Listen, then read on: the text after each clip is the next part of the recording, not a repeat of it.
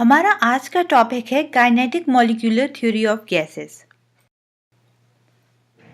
Kinetic molecular theory of gases की मदद से हम गैस के बिहेवियर को बहुत बेहतर तौर पर समझ सकते हैं।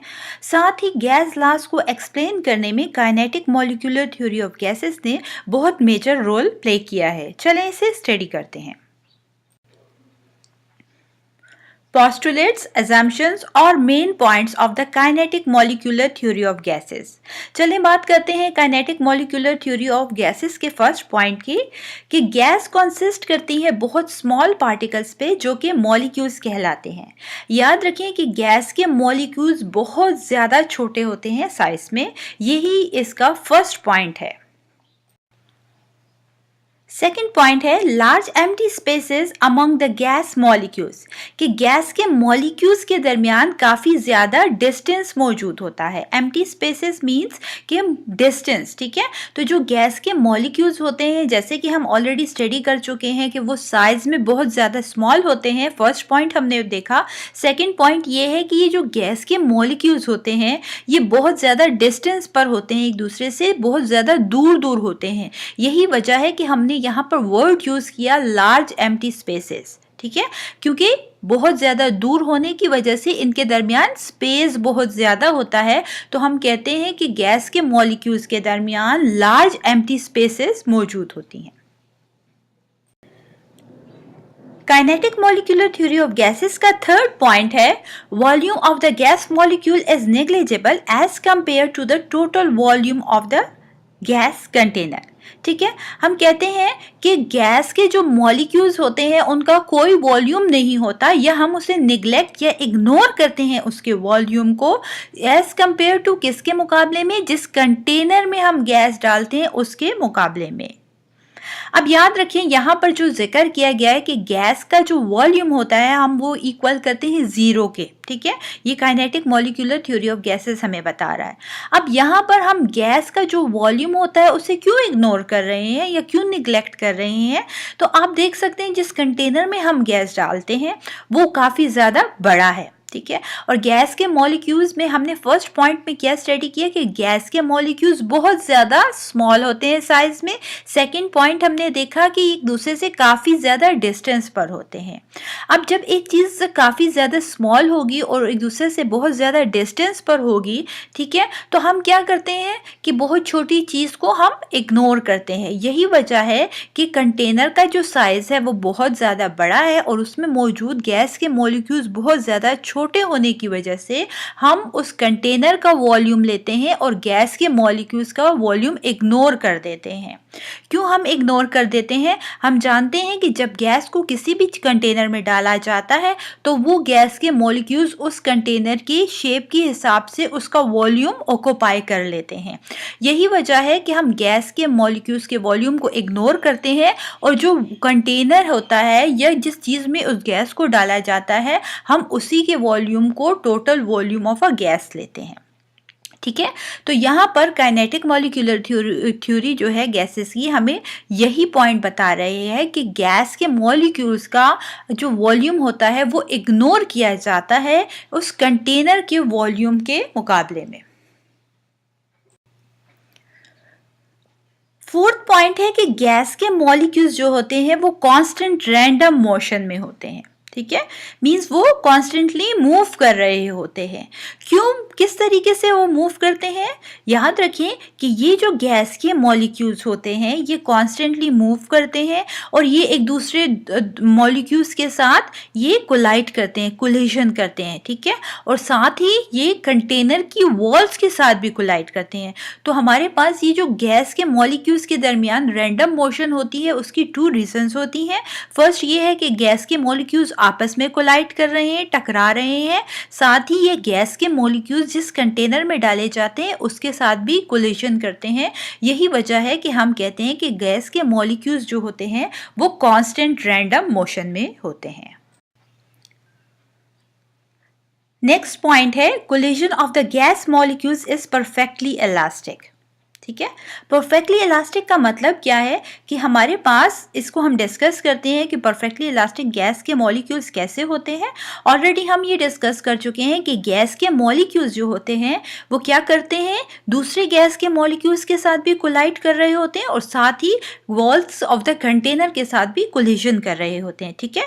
तो जब ये कोलिजन करते हैं तो इनके कोलाइड होने के साथ गैस के मॉलिक्यूल्स की जो एनर्जी है ना तो वो कम होती है, ना ही वो मॉलिक्यूल्स की एनर्जी ज़्यादा होती है, बल्कि वही रहती है जो कोलिजन से पहले थी, ठीक है। यही वजह है कि यहाँ पर परफेक्टली इलास्टिक का वर्ड यूज़ किया गया है, मीन्स नो गेन और no loss of energy of the gas molecules, ठीक है। तो गैस के मॉलिक्यूल्स जब कोलिजन करते हैं तो ना ही इन गैस के मॉलिक्यूल्स की एनर्जी बढ़ती है, ना ही ज़्यादा होती है, बल्कि ये कांस्टेंट जो है इनकी एनर्जी रहती है। तो इसलिए कहा जाता है that the collision of the gas molecules is perfectly elastic.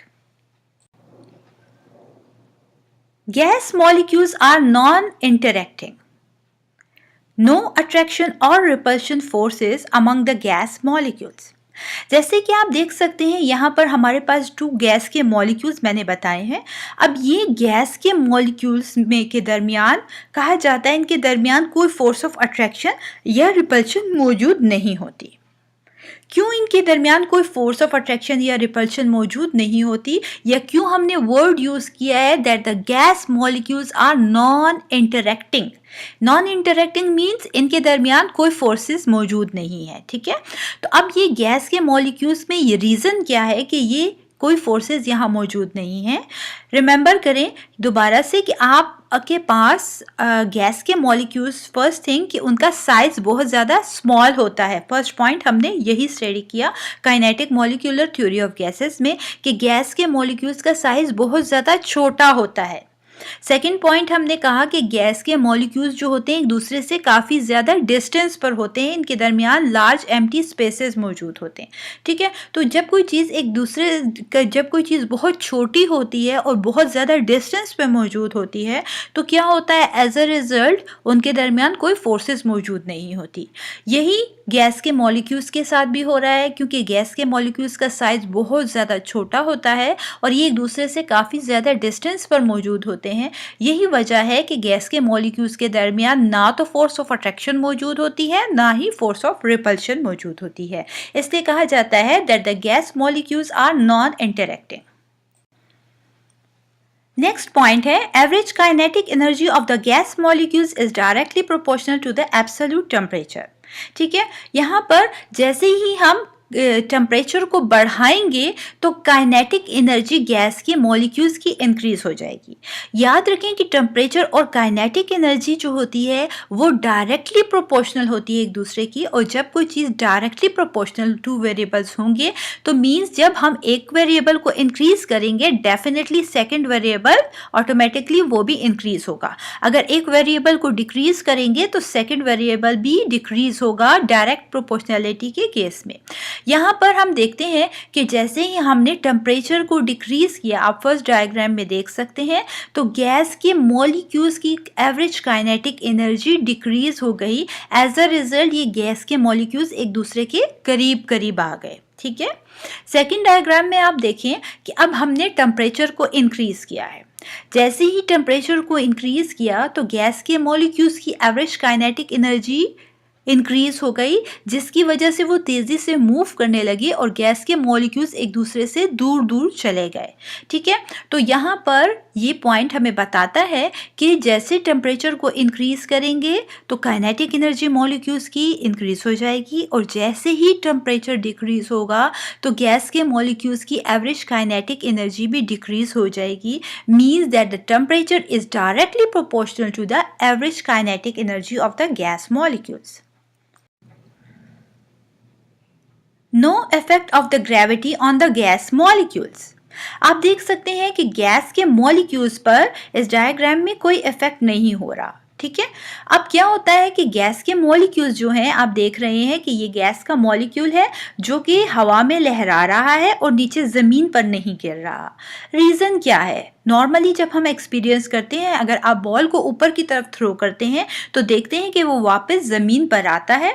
क्यों ज़मीन पर वापस आता है? कि वहाँ पर फोर्स ऑफ ग्रेविटी की वजह से वो बॉल ज़मीन अपनी तरफ खींच रहा होता है। लेकिन गैस के मॉलिक्यूल्स के केस में ऐसा नहीं होता।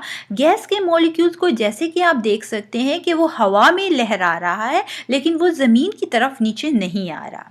ऐसा क्यों है? ठीक है, गैस के मॉलिक्यूल्स की जो डेंसिटी होती है वो लो डेंसिटी होती है। ठीक है, उनकी डेंसिटी बहुत कम होती है। अब डेंसिटी क्या होती है? डेंसिटी को हम कहते हैं density is equal to mass और वॉल्यूम, कि किसी भी चीज़ का मास क्या है और उसका वॉल्यूम क्या है। तो अगर ये दोनों चीज़ें हमें मालूम हो तो हम उसकी डेंसिटी को फाइंड आउट कर सकते हैं। तो यहाँ पर हम गैस की बात कर रहे हैं, तो गैस का मास जो है हमने अभी तक स्टडी किया कि गैस के जो आप देखते हैं बहुत स्मॉल होते हैं साइज में। तो यही वजह है कि गैस का जो मास है वो निग्लिजिबल मास है, हम उसको इग्नोर करते हैं। और वॉल्यूम की जिक्र करते हैं कि वॉल्यूम हमने कहा कि यहाँ पर गैस का जो वॉल्यूम होता है हम उसको इग्नोर करते हैं, अगेन ज़ीरो वॉल्यूम हुआ। तो डेंसिटी जो होगी गैस के मॉलिक्यूल्स की बहुत कम होगी, इतनी कम है डेंसिटी कि ऑलमोस्ट हम उसे इग्नोर करते हैं, क्योंकि ना तो गैस के मॉलिक्यूल्स का कोई मास है और ना ही उसका कोई वॉल्यूम है। ठीक है, यही वजह है कि लो डेंसिटी होने की वजह से गैस के मॉलिक्यूल्स जो हैं वो हवा में ऊपर फ्लोट कर रहे हैं और ज़मीन की तरफ वो अट्रैक्ट नहीं हो रहे, उन पे फोर्स ऑफ ग्रेविटी का कोई असर नहीं होता। चलें, अब आप मुझे बताएं that why a balloon filled with a helium or hydrogen gas go high in the air. क्यों हवा जो हमने बलून में भरी होती है हाइड्रोजन या हीलियम, तो उसकी वजह से आप देखते हैं कि जो बलून होता है वो हवा में फ्लोट कर रहा होता है, ऊपर ऊपर जा रहा होता है और नीचे नहीं आता। ठीक है, ऐसा क्यों होता है? रिकॉल करें, अभी हमने स्टडी किया कि गैस के मॉलिक्यूल्स की क्योंकि वेरी लो डेंसिटी होती है, बहुत कम डेंसिटी होती है। क्यों डेंसिटी कम होती है? कि ऑलमोस्ट हम इसके मास को भी इग्नोर करते हैं, वॉल्यूम को भी इग्नोर करते हैं। यही वजह है कि बलून जिसमें हमने हीलियम या हाइड्रोजन गैस भरी होती है तो वो हवा में फ्लोट कर रहा होता है, क्योंकि उस पर ग्रेविटी का कोई असर नहीं होता।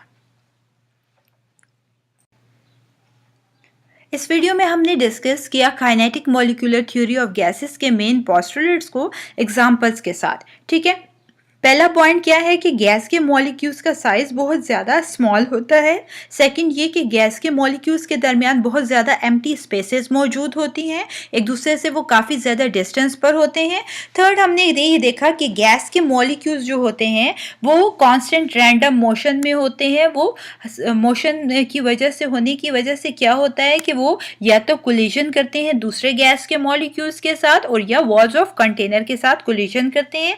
ये गैस के मॉलिक्यूल्स की जो कोलिजन होती है वो परफेक्टली इलास्टिक होती है, मींस उनकी टोटल एनर्जी जो होती है गैस के मॉलिक्यूल्स की वो कांस्टेंट होती है, ना तो बढ़ती है ना तो कम होती है।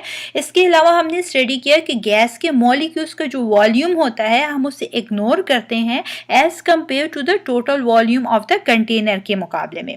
फिर हमने देखा कि गैस के मॉलिक्यूल्स जो होते हैं वो डायरेक्टली प्रोपोर्शनल उनकी जो काइनेटिक एनर्जी होती है वो डायरेक्टली प्रोपोर्शनल होती है to the absolute temperature, means temperature को बढ़ाने के साथ गैस के मॉलिक्यूल्स की एवरेज काइनेटिक एनर्जी इंक्रीज होगी और टेम्परेचर को कम करने के साथ गैस के मॉलिक्यूल्स की एवरेज काइनेटिक एनर्जी कम होगी, क्योंकि टेम्परेचर डायरेक्टली प्रोपोर्शनल है kinetic energy of the molecules के।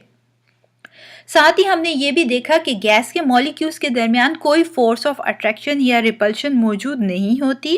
क्यों इनके दरमियान फोर्स ऑफ अट्रैक्शन या रिपल्शन मौजूद नहीं होती? तो रीज़न ये है कि गैस के मॉलिक्यूल्स बहुत स्मॉल होते हैं और एक दूसरे से काफ़ी ज़्यादा डिस्टेंस पे मौजूद होते हैं। यही वजह है कि गैस के मॉलिक्यूल्स नॉन इंटरैक्टिंग होते हैं, इनका आपस में कोई कनेक्शन नहीं होता। साथ ही हमने ये स्टडी किया कि गैस के जो मॉलिक्यूल्स होते हैं उन पर फोर्स ऑफ ग्रेविटी का कोई असर नहीं होता।